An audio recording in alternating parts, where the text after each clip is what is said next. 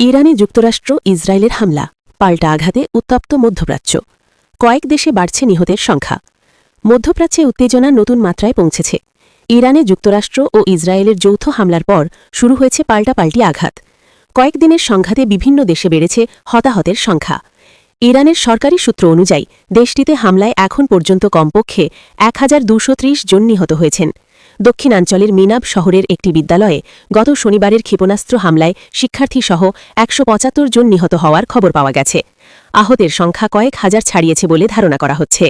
অন্যদিকে ইসরায়েলে ইরানের পাল্টা ক্ষেপণাস্ত্র হামলায় ১১ জন নিহত হয়েছেন এর মধ্যে ১ মার্চ মধ্যাঞ্চলের বেইত শেমেশ এলাকায় আঘাতে ৯ জন প্রাণ হারান এদিকে যুক্তরাষ্ট্র জানিয়েছে ইরানের হামলায় তাদের ৬ জন সামরিক সদস্য নিহত হয়েছেন তারা কুয়েতে অবস্থিত একটি মার্কিন ঘাঁটিতে কর্মরত ছিলেন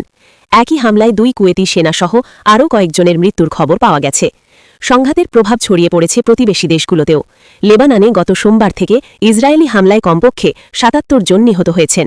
সংযুক্ত আরব আমিরাতে পৃথক ঘটনায় ৩ জন নিহত হওয়ার তথ্য মিলেছে ওমান উপকূলে একটি ট্যাঙ্কারে হামলায় ১ জন প্রাণ হারিয়েছেন এছাড়া বাহরেইনের সালমান ইন্ডাস্ট্রিয়াল সিটিতে ক্ষেপণাস্ত্র প্রতিহত করার পর সৃষ্ট অগ্নিকাণ্ডে ১ জন নিহত হয়েছেন বিশেষজ্ঞদের মতে চলমান এই সংঘাত দীর্ঘায়িত হলে পুরো মধ্যপ্রাচ্যে বড় ধরনের অস্থিরতা তৈরি হতে পারে আন্তর্জাতিক মহল পরিস্থিতি শান্ত করার আহ্বান জানালেও এখনও পর্যন্ত সংঘাত থামার কোনো সুস্পষ্ট ইঙ্গিত পাওয়া যায়নি পরিস্থিতি দ্রুত পরিবর্তনশীল সর্বশেষ তথ্যের জন্য আমাদের সঙ্গে থাকুন